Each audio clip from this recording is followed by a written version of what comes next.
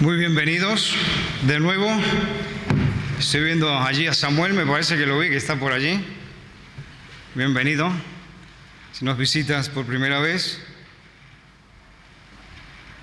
Ahora, como ha dicho Cristian, es un tiempo en que como pueblo buscamos al Señor a través de la Escritura, la Biblia, esta biblioteca tan especial, ¿no? 66 libros que el Señor nos ha dejado compilados a través de toda la historia, en la cual Él se ha ido formando un pueblo del que tú y yo somos partes. Pueblo diverso, un pueblo hermoso, que a veces tenemos tantos fallos.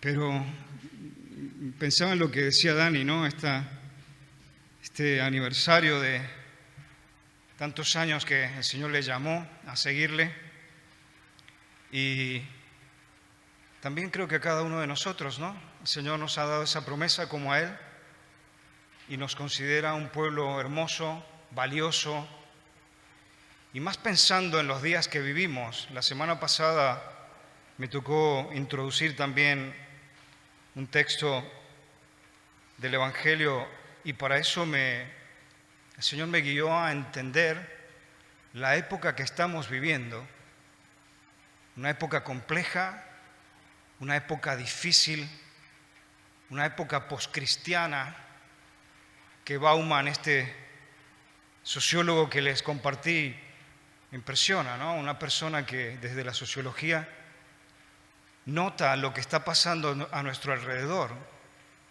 esta modernidad líquida de la que nos habla. Y claro, y a veces tenemos tantos problemas en las iglesias que nos notamos fríos, que nos falta compromiso, que estamos con la agenda cambiada en prioridades. Pero yo te entiendo, porque yo también soy parte de ese pueblo del Señor. Entonces creo que, como Dani nos compartía, ¿no? Recién nos dice que somos preciosos a sus ojos, que nos ama. Y esta mañana vamos a trabajar un poquito más a partir de este texto en reforzar esa confianza, esa fe que, como decía Cristian, creo que enfoca este verso que tenemos en la primera página del boletín. Una fe especial, no una fe simplona, no una fe que seguía solamente unas señales y unos milagros, sino una fe que realmente, como vamos a ver hoy día, cree realmente que Cristo es el Mesías, que Cristo es el Hijo de Dios. Y claro, para ti y para mí esto es el reto que tenemos, ¿no? 28 de julio de 2019, estamos en el tercer milenio y todavía estamos esperando la promesa que nos ha dejado el Señor, que va a venir. Maranata, el Señor viene pronto. ¿Cuántos lo recordamos esto de que el Señor vendrá pronto? Tenemos que recordarlo, hermanos, hermanas, porque los vientos que nos empujan son muy potentes. Y ahora ve pensando en ti mismo, ve pensando en tu día a día, ve pensando en cómo estás ahora, toda la distracción que existe, hay un bombardeo. Como cuando te pones a navegar en internet, ¿no? Y quieres estudiar algo y de pronto te aparece un banner por aquí, te aparece otra cosa por allá y tu atención se va diluyendo. Y ahora yo tengo que compartirte esto que el Señor ha previsto para su pueblo, que Él ha previsto que tenemos que tener un tiempo para ver la Escritura, para ver este libro donde Él nos ha dejado una enseñanza que es válida a través de toda la historia. Y sí, también te van a venir recuerdos, que esto, que lo otro, que la comida, que aquí, que allá, que tengo que hacer aquello, que la semana que viene. Vamos a centrarnos un momento en nuestro texto de hoy. Tú y yo somos creyentes, hay muchos creyentes a nuestro alrededor, pero también, recordando lo que dice Santiago, ¿no? Hay un creyente muy particular. Santiago 2:9 dice, ¿no? ¿Tú crees que Dios es uno? Bien haces. También los demonios creen y tiemblan. Hay muchos creyentes. Entonces, hoy día vamos a trabajar en lo que es la calidad de nuestra confianza en el Señor. Vamos a ver ahora cómo Lucas nos ayuda a mejorar esos cimientos, esa base común que tenemos todos nosotros sobre la cual estamos aquí reunidos, sobre esa base común que es el Evangelio, Cristo, su persona, a quien miramos y queremos seguirle. Quería comenzar con un vídeo para que veamos un poquito más, otra muestra de cómo la cultura está afectando a nuestra realidad del día a día. Este vídeo es un reportaje que me llamó mucho la atención, lo vamos a ver, lo comentamos para seguir introduciéndonos en la meditación de hoy. Es un vídeo que lo largamos ahora. ¿Existe Dios? ¿Tenemos alma? ¿Cómo es el cielo? En el intermedio hemos decidido que, ya que los científicos no nos lo aclaran, pues mejor preguntárselo al grupo social que más claro lo tiene todo, los adolescentes. Primer concepto al que se han tenido que enfrentar: Dios. ¿Crees en Dios? No. ¿Siempre ha sido así? Bueno, cuando era pequeño tenía días de ahora creo en Dios y ahora no, pero no por parte de mis padres, desde luego. Lo oía y decía, pues debe ser guay, ya está. Creo, pero no lo niego. Soy más agnóstica. Yo lo veo más como algo tuyo, algo que tú sientes, tipo algo que te ayuda, que te da fuerza para seguir, aunque no exista, pero te puede ayudar a ti. Yo creo en Dios y además a veces voy a misa, cuando me levanto los domingos, pero es que a veces da un poco de pereza, pero bueno. ¿Tú crees en Dios? No, ¿Nunca has creído o es que has dejado de creer? he dejado de creer. He estudiado en colegios católicos y eso, pero no sé, ya hubo un día que dije, ¿por qué está Dios ahí? Así que dije, pues no sé, no lo veo. ¿Crees en Dios? Sí, yo lo definiría como una fuerza que está ahí, que nos intenta ayudar en los problemas que tenemos, siempre que lo necesitamos, y que siempre nos está vigilando por si nos pasa algo, acudir a él. ¿Crees en Dios? A veces. Pues que pasan cosas malas y el Señor intenta hacerlas buenas. ¿Sabes? Pues la gente también reza, va a la iglesia, todas esas cosas. Yo creo en Dios, pero no en el diablo. Para que me entiendas. Porque, a ver, hace el mal quien quiere, ¿no? Sí. El bien lo hace, pues también, quien quiere. ¿Cómo lo definirías a Dios? Pues como algo que no existe, ya está, vamos. Si Dios no existe, ¿quién creó el universo? Pues creo que son las leyes de la física, me suena. No sé, cuando la materia se comprime mucho, pues acaba por explotar. Entonces, se crea. La evolución, estamos aquí por la teoría de la evolución. ¿Y qué fue lo que creó todo, lo que empezó todo? Moléculas. ¿A Dios quién lo creó? No se crea, siempre está ahí. Entonces, si siempre está ahí, no se puede crear. ¿Quién crea a Dios? Pues su madre y su padre, ¿no? Empieza Adán y Eva, ¿no?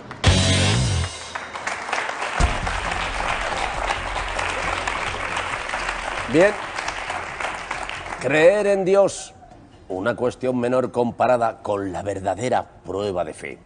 Creer que algún día van a encontrar un trabajo. Bueno, me llamó mucho la atención esta entrevista que hicieron aquí los del intermedio. Un poco analizando los chicos que estaban entrevistando, son 7 chicos que entrevistan. 4 rotundamente dicen, no somos creyentes. 2 de ellos dicen, sí, creemos, pero claro, creen en una fuerza, dice uno, ¿no? Es como una fuerza que está allí, y el otro dice, bueno, cualquier cosa, pero cree. Y veo un nini, ¿no? Que ni una parte ni otra, ¿no? Ni cree, ni deja de creer. Entonces, todo esto tiene que ver con lo que comentamos de nuestro texto de hoy, nuestra fe. Porque esto es lo que nos afecta. Si tú piensas, por ejemplo, en el ambiente de trabajo, quizás tú mismo eres el único creyente, el único que está allí creyendo en Cristo, y todos se ríen de ti.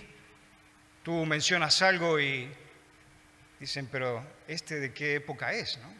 Es prehistórico, todavía cree estas fábulas, cree. Y esto es lo que refleja la encuesta esta que estamos hablando. Por lo tanto, vamos a reforzar nuestra fe. vamos a ver cómo aquí Lucas nos dice que estos 5 que llevaron a este amigo que estaba paralítico nos pueden ayudar a reforzar nuestra fe. Lucas capítulo 5, 17 en adelante. Aconteció un día que él estaba enseñando y estaban sentados los fariseos y doctores de la ley, los cuales habían venido de todas las aldeas de Galilea y de Judea y Jerusalén, y el poder del Señor estaba con él para sanar. Y sucedió que unos hombres que traían en un lecho a un hombre que estaba paralítico, procuraban llevarle adentro y ponerle delante de él. Pero no hallando cómo hacerlo a causa de la multitud, subieron encima de la casa y por el tejado le bajaron con el lecho, poniéndole en medio delante de Jesús. Al ver él la fe de ellos, le dijo: «Hombre, tus pecados te son perdonados». Entonces los escribas y los fariseos comenzaron a cavilar diciendo: «¿Quién es este que habla blasfemias? ¿Quién puede perdonar pecados si no solo Dios?». Jesús entonces, conociendo los pensamientos de ellos, respondiendo les dijo: «¿Qué caviláis en vuestros corazones? ¿Qué es más fácil decir: tus pecados te son perdonados, o decir: levántate y anda? Pues para que sepáis que el Hijo del Hombre tiene potestad en la tierra para perdonar pecados, dijo al paralítico: a ti te digo, levántate, toma tu lecho y vete a tu casa. Al instante, levantándose en presencia de ellos y tomando el lecho en el cual estaba acostado, se fue a su casa glorificando a Dios. Y todos, sobrecogidos de asombro, glorificaban a Dios y llenos de temor decían: hoy hemos visto maravillas. En la presentación que vamos a ir siguiendo, un poco el bosquejo de lo que meditamos, vamos a ver nuestro primer punto, un campo de batalla en el cual se está desarrollando nuestro texto. Vamos a ver el combate dialéctico y espiritual que se arma allí, en esa casa donde Cristo estaba enseñando. Vamos a ver las reacciones que se producen al desarrollarse la victoria de Jesús. Y me gusta comentarles que el campo de batalla tiene una imagen que la tomo de Narnia, las crónicas de Narnia. ¿A quién le gusta Narnia? ¿Quién lo conoce? C.S. Lewis. Me parece que desde la narrativa es una de las historias más interesantes de cómo se expresa el Evangelio a través de una historia como el león, la bruja y el armario. Entonces, varias imágenes surgen de allí, porque todo allí apunta a describir lo que es ese conflicto entre el Creador, el enemigo y nosotros. Entonces vamos a ir viendo esas imágenes allí en la presentación. El campo de batalla. Vimos la semana pasada que Marcos nos contaba que Jesús salió a Capernaum, fue a predicar el Evangelio a todos los pueblos y aldeas de los alrededores. Vimos cómo curó a un hombre con lepra y que ese milagro hizo tan famoso a Cristo que dice que ya no podía volver a entrar en las ciudades, sino que se tenía que quedar allí en las afueras de las ciudades, y la gente venía a verle para pedir la ayuda de Cristo. Cuando Jesús volvió de nuevo a entrar a Capernaum, tuvo que hacerlo con mucho sigilo, seguramente con mucho silencio, discreción, porque claro, se armaba un revuelo y toda la gente venía a verlo. Entonces, de nuevo entra Cristo a Capernaum, inmediatamente comienza el boca a oreja de que ha vuelto, y toda la gente se comienza a reunir en la casa donde está allí enseñando. Allí en la casa de Pedro, Jesús había sanado a su suegra, y de la misma forma se enteraron que Jesús estaba allí en esa casa enseñando y volvieron de nuevo a formar toda una barrera humana, a acumularse todos allí, porque claro, la gente tenía muchas necesidades, buscaba sanidades, buscaba milagros, y entonces van allí a asistir a donde está Jesús. Y en este campo de batalla vemos que se encuentra por un lado el bando de Cristo, está el Señor explicando, enseñando, haciendo estos milagros, y también están sus leales, como siempre una minoría, los leales de Cristo. Pero también, por otro lado, tenemos en este campo de batalla a los curiosos, aquellos que sí, que iban a ver a Jesús, pero solamente por una curiosidad, para ver qué es lo que hacía, o por un milagro, por una cuestión de que ellos necesitaban por interés propio, ¿no? Pero en realidad eran muy pocos los que seguían a Jesús con un interés de arrepentirse y de entrar en el reino de los cielos, que era el mensaje principal del Señor Jesucristo. Como decimos, seguramente que estaban estos leales, pero la mayoría de las multitudes que seguían a Jesús eran espiritualmente indiferentes. Casi todos eran curiosos y principalmente buscaban milagros. Pero lo impresionante de todo esto es que vemos que Jesús no para, que el Señor Jesús continúa adelante con su ministerio, enseñando y predicando, porque Él sabía que a pesar de toda esa apatía, de toda esa indiferencia, el Padre iba a sacar de allí a aquellos que iban a formar parte del pueblo de Dios. Y el Señor continúa adelante enseñando. También dentro de este bando contrario, aparte de los curiosos que decimos que estaban allí del otro bando, se encontraban los fariseos, estos que eran los defensores de las tradiciones, ¿no?, del pueblo hebreo, legalistas. El nombre fariseo significa que eran separados, y eso definía la filosofía de su movimiento. Casi siempre evitaban la interacción con la gente, se veían como superiores. Pensaban que estaban a otro nivel. Evitaban de encontrarse con recaudadores de impuestos también. Y a todos los demás los consideraban como pecadores. En Lucas 7:39 dice que esta gente son malditos, no conocen la ley. Tenían una actitud de desprecio hacia los demás. Se consideraban superiores, más santos. Pero como hemos venido viendo en otras predicaciones, esa era una santidad muy externa y muy superficial, una religiosidad vacía, solamente nominal. Y claro, esa religiosidad consistía principalmente en seguir toda una serie de normas propias que ellos habían hecho para complementar la ley de Moisés a través de la historia. Dentro de esta secta también había escribas, que eran los intérpretes de la ley, eran los eruditos del Antiguo Testamento, estos que venían con un linaje ya de la época de Esdras, de Nehemías. Aunque de este grupo de gente también surgieron creyentes, seguidores de Jesús. Caso que recordaremos seguro es Nicodemo. También Hechos 15:5 dice que otros más que eran de esta secta seguían a Jesús. Y estos de Hechos 15:5 eran tan estrictos que decían que cuando te convertías tenías que ir a circuncidarte.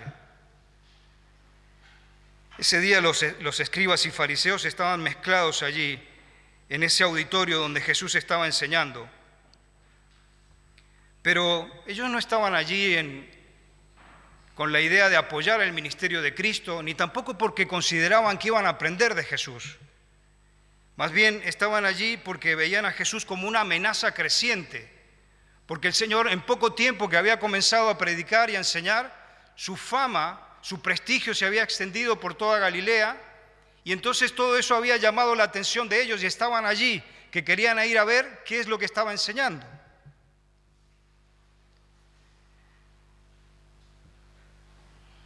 Estaban allí integrados junto con los curiosos, y comienza nuestro combate. Verso 18, comienza el combate espiritual allí en este auditorio. Sucedió que unos hombres, dice, que traían a un paralítico, y el enfoque de Lucas pasa inmediatamente a este paralítico en la camilla que traen 4 amigos cargándolo. A diferencia de los leprosos, que eran aislados de la sociedad, los paralíticos no tenían un rechazo tan potente como el de los leprosos, pero sí que era gente que lo mismo eran estigmatizados por la sociedad. Porque claro, la enfermedad proviene del pecado, y en este caso una enfermedad tan real allí que tú la ves que la persona no se puede mover y está paralizada, lleva a esta gente que era muy religiosa a censurar a este tipo de personas, reprobarlas. Mateo 4:24 nos dice que Jesús se apiadó de muchos que sufrían parálisis. Pero aquí vemos que los 3 evangelistas, los sinópticos, ponen su atención, su foco en modo especial sobre este caso. La historia de este paralítico es notable, como vamos a ir viendo, no solamente por el valor y la determinación que muestran estas personas en creer, sino que lo que hacen, como vamos a ir viendo, es creer en Jesús como el Mesías. Por eso también es la reacción del Señor Jesucristo. Estos 5 llegan ahí a la casa donde está Jesús enseñando, se encuentran esta barrera humana ahí alrededor, ven que no pueden pasar, habrán intentado entrar por la puerta principal, pero no pueden, entonces se tienen que ir por un lugar alternativo y subir al techo de la casa. Lucas dice, pero no hallando cómo hacerlo a causa de la multitud, subieron por encima de la casa, verso 19. Allí descubren el techo donde estaba Jesús. Han calculado muy bien, porque dice que cuando hacen la abertura, imaginen que está haciendo ahí la gente la abertura, comienzan a romper todo el techo y los entran delante de Cristo, que estaba allí enseñando. Esta arquitectura que ellos tenían en la época era techos de paja y de barro, vigas de madera. Y claro, rompieron todo para hacer como una gran ventana por la cual bajaron a el paralítico.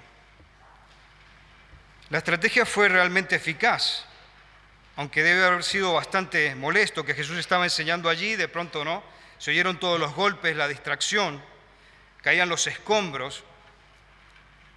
Podemos imaginarnos la conmoción que hubo, allí en la casa donde estaba enseñando Jesús. Pero lo interesante es ver ahora que baja la camilla, inmediatamente Cristo pone su atención en esta persona y el verso 20 nos dice, que Jesús, al ver la fe de ellos, se dirigió al paralítico y le dijo, hijo, tus pecados te son perdonados. Imaginemos a todos allí asombrados por todo lo que acaba de suceder, pero creo que aparte de esta ruptura que hubo del techo, todo el jaleo que hubo, lo más impresionante es la declaración de Jesús. Porque si bien eso era impresionante, lo que había pasado, más asombroso era escuchar a Cristo darse a sí mismo la autoridad de perdonar los pecados de una persona. Vemos que él percibió inmediatamente el problema en profundidad, que este señor necesitaba el perdón en su vida. Evidentemente que buscaba el milagro de ser restaurado en su salud. Pero Jesús demuestra que lo más importante es la condición espiritual de las personas. Y claro, sus palabras sorprendieron mucho a todo el auditorio, pero creo que esto da pie, ¿no?, a que el otro bando contrario inmediatamente cogió la oportunidad para atacar a Cristo. Inmediatamente dicen, ¿no? Comenzaron a cavilar diciendo: ¿quién es este que habla blasfemias?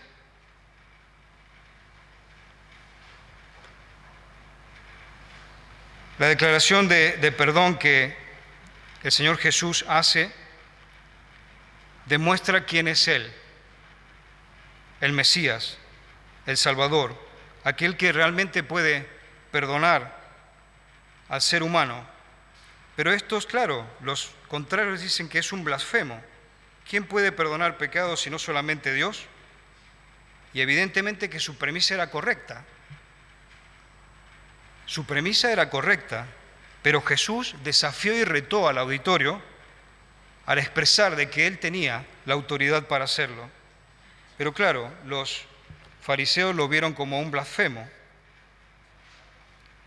Desde la perspectiva judía, y más desde los fariseos, la blasfemia era el delito más grave que alguien podía cometer. Ellos tenían 3 tipos de blasfemia que identificaban. Primero, por ejemplo, era blasfemo una persona si hablaba mal de Dios, de la ley. Si hablabas mal de la ley, era blasfemia. Te castigaban. El segundo nivel de blasfemia era más grave y ocurría cuando alguien hablaba directamente mal de Dios. Por ejemplo, maldecir el nombre del Señor, que hoy es tan común que la gente blasfema, maldiciendo el nombre del Señor, era un delito y según Levítico 24, 10, 16 se tenía que castigar con la muerte. Y el tercer nivel de blasfemia era el más atroz de las dos y tenía lugar cuando un ser humano afirmaba poseer la autoridad divina y se declaraba igual que Dios. Que un simple mortal actuara como si fuera Dios mismo era la ofensa más indignante que podía recibir el judaísmo. Y aquí encuadraron a Cristo. Inmediatamente Cristo es encuadrado en este artículo, por así decirlo. Pero frente a estas acusaciones vemos la reacción, ¿no?, la respuesta de Cristo a los adversarios. Y vemos 2 cosas que creo que son muy importantes que tenemos que ver. Verso 22. El Señor leyó sus mentes. Jesús entonces, conociendo los pensamientos de ellos, respondiendo les dijo: ¿qué caviláis en vuestros corazones? ¿Recordamos los atributos de Dios? Hay uno de ellos que es la omnisciencia. Solamente Él puede saber todas las cosas. Y aquí Cristo demuestra esa omnisciencia cuando dice que ha entendido lo que están pensando en sus corazones. Y segundo, verso 24, Jesús respalda su afirmación demostrando el poder divino. Él, en el verso 24, da la orden para que el paralítico vuelva a tener salud y vuelva a retornar a tener movilidad, y da una orden. Inmediatamente esa orden, cuando es pronunciada, se ejecuta y se produce un efecto. ¿Y él qué dice que pasó? Levantó su cuerpo, se puso en pie, tomó su cama y se fue. La enfermedad es consecuencia de vivir en un mundo caído, lo que significa los efectos penetrantes que la caída que sufrimos en el Edén con Adán y Eva causaron la maldición por la cual entraron todas las enfermedades. Al curar aquí al paralítico, el Señor demuestra que sí, que esta enfermedad tenía causa en el pecado. Por eso lo primero que hace es decirle: te perdono los pecados. Y así el Señor luego da la orden de que tiene que ser sano. Los escribas acusaron a Jesús de blasfemar, pero los blasfemos no pueden hacer esto que hemos dicho, de leer la mente de las personas, y tampoco pueden hacer un milagro como el que acabamos de leer. Y al Jesús haber hecho este milagro demostró que Él tiene el poder para restaurar cualquier persona que tiene problemas como este paralítico. Verso 25 nos lleva a la victoria, entonces, que ha tenido Cristo en esta situación. El Señor Jesús puso a prueba en modo dramático sus afirmaciones y le dijo al paralítico, no, levántate, toma tu lecho y vete a tu casa. El hombre se levantó enseguida, tomó su lecho, salió delante de todos, pero de nuevo me vuelve a recordar Génesis capítulo 1. Recordamos Génesis capítulo 1, el Señor que está declarando, sea la luz, y fue la luz, que se ordenen las aguas, y fue hecho. Misma persona, misma palabra, mismos efectos. El Dios del Antiguo Testamento en la persona de Cristo. Este paralítico no necesitó ningún periodo de recuperación, fue inmediatamente sanado. En el momento de que las palabras de Jesús salieron de su boca e impactaron allí en el ambiente, esta persona se recuperó inmediatamente. El verso 26 nos explica que toda la multitud quedó asombrada, dice la palabra que utiliza en el original, dice que quedaron como boquiabiertos de lo que había pasado. Y el hombre sanado se fue a su casa glorificando a Dios porque no solamente había recibido de nuevo la salud, sino que también sus pecados habían sido perdonados. Pero los enemigos de Cristo, a diferencia de este paralítico y de sus amigos, siguieron rechazando a Jesús, a pesar de que habían visto una señal, un milagro tremendo delante de sus ojos. Según lo explica Marcos, todos aquí se asombraron, glorificaron a Dios y decían, no hemos visto nunca una cosa así. Se quedaron como confundidos. Las personas estaban totalmente sorprendidas de lo que acababan de ver. Pero la gloria de Dios llenó ese lugar y dice, el verso 26, hoy hemos visto maravillas. Pero aquí también la palabra que utiliza en el original es una palabra que no solamente significa de estar maravillado, sino como un temor reverente por haber visto lo que había sucedido.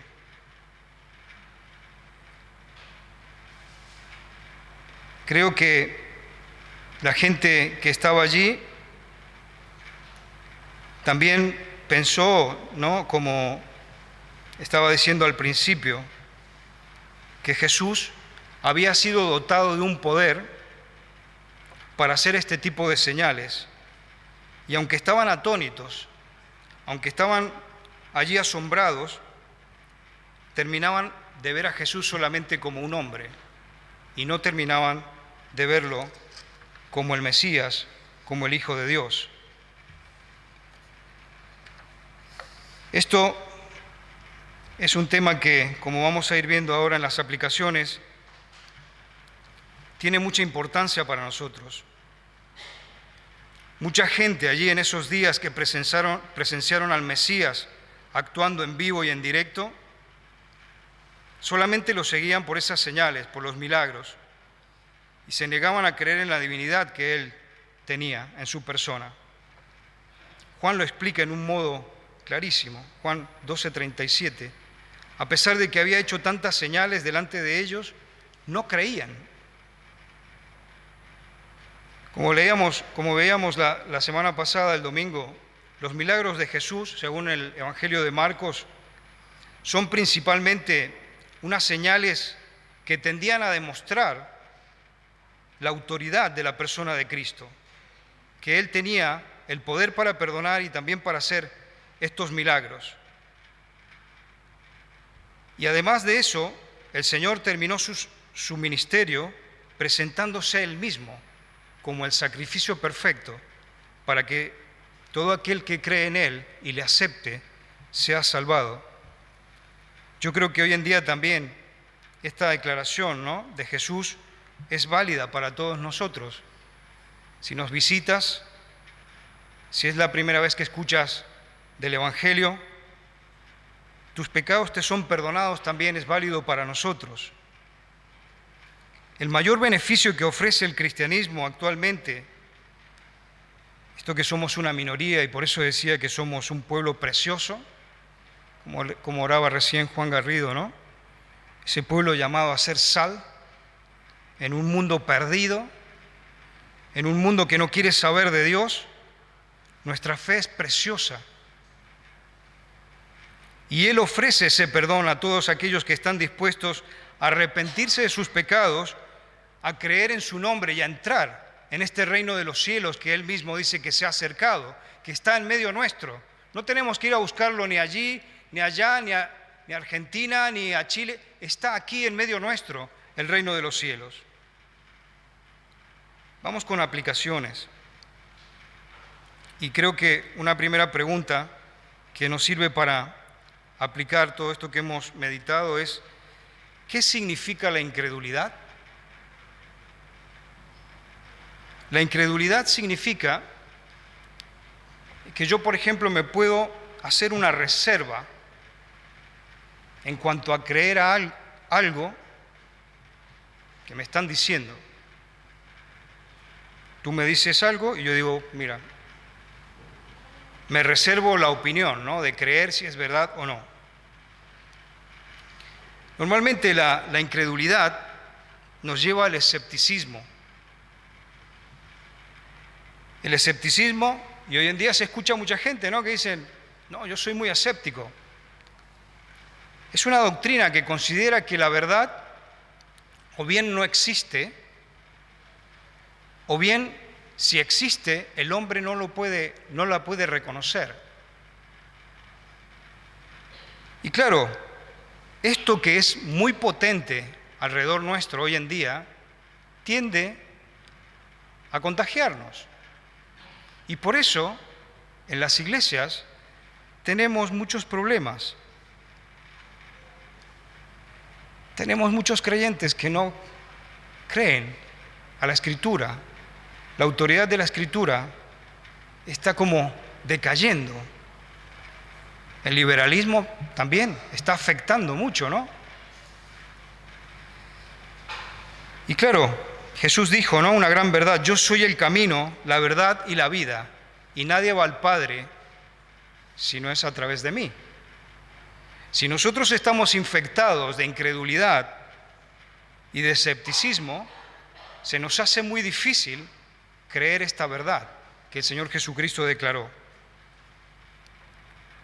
Otra pregunta que creo que es interesante que nos hagamos es: ¿confiamos firmemente en Dios? Dios declara en la Escritura, ¿no? Dice, el cielo y la tierra pasarán, pero mis palabras no pasarán. ¿Creemos realmente que esto es así? El Señor Jesucristo declaró que tiene que volver. Estamos esperando su segunda venida. ¿Cómo está nuestra creencia, nuestra confianza en que Él va a venir? ¿Afecta mi día a día? ¿Puedo yo recordar que Él va a venir y que va a pedirme cuentas de las cosas que estoy haciendo? Cuando la verdad del Evangelio impacta nuestro corazón, genera una transformación en nosotros, o debería generar una transformación. La acción del Espíritu de Cristo, dice el Evangelio, que tiene que transformar nuestra personalidad, nuestro carácter, a la estatura de Cristo. Es una nueva naturaleza de la cual nos habla el Evangelio, un nuevo corazón. Las cosas viejas pasaron y ahora somos hechos nuevas criaturas. Eso implica que Todo lo que yo hago, cómo me muevo, mis reacciones, mis actitudes, tienen que ser transformadas como Cristo. Esto incluye un compromiso de parte nuestro. Un compromiso hacia aquel que nos ha dado la vocación de seguirle.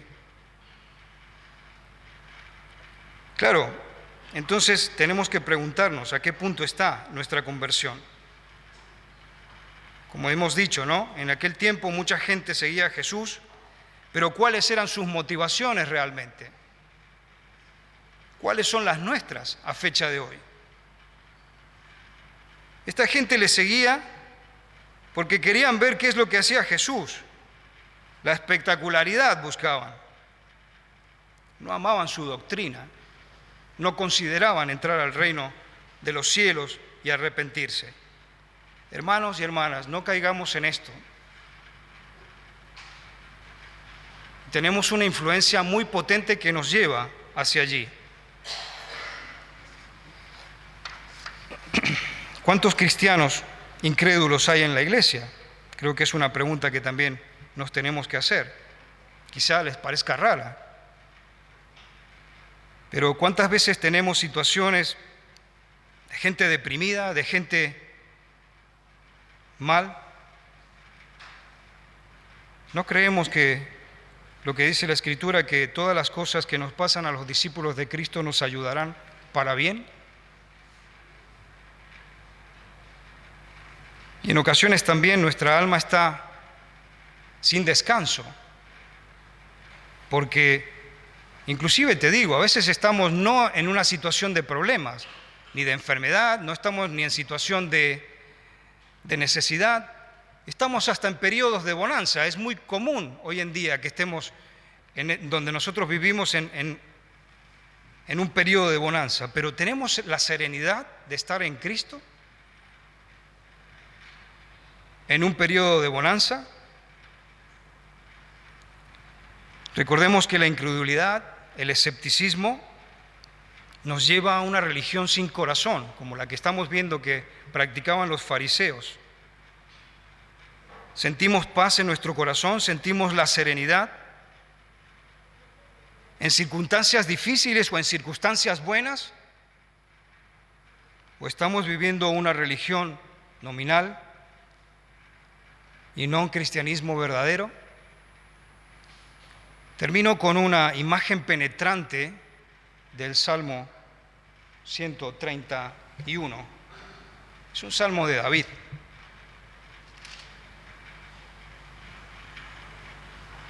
Salmo 131. David escribe 3 versos. Señor, no se ha envanecido mi corazón, ni mis ojos se enaltecieron, ni anduve en grandezas, ni en cosas demasiado sublimes para mí. En verdad que me he comportado y he acallado mi alma como un niño destetado de su madre. Como un niño destetado está mi alma. Espera, oh Israel, en Yahvé, desde ahora y para siempre. Un niño en los brazos de su madre es algo tremendo. Eso me lo hizo notar un anciano en la iglesia donde estábamos en Italia, un día que estábamos en situación de problemas difíciles. Silvia estaba allí, estábamos recibiendo consejería y tenía al niño, a Emilio, en sus brazos. Entonces él me señaló el niño y me dijo, mira, ¿cómo está él? Está tranquilo, está confiado en su madre. ¿Estamos nosotros así con nuestro Dios? ¿Estamos, como dice David, como un niño, como un bebé, en los brazos de su madre? Y repito, puede ser una situación de dificultad, puede ser una situación de bonanza, donde estás bien, pero estamos, como dice David, como un niño en los brazos de su madre. Lo dejo aquí. Vamos a pasar a la cena del Señor.